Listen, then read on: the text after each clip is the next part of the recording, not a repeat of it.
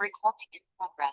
Hello everyone, welcome to my channel. In this video, we are going to solve 70% of x plus 1 is 70. So what is the value of x? Let's start with today's video solution. So from this type of question, always solve from left to right.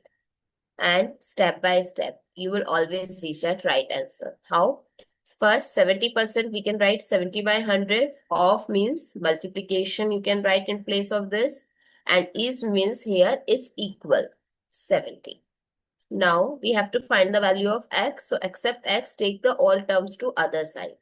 So first take the multiplication and division term. So here is 70 already. Take this 100 to other side. It comes in numerator and 70 comes in denominator. So this will cancel out. So x plus 1 equal 100.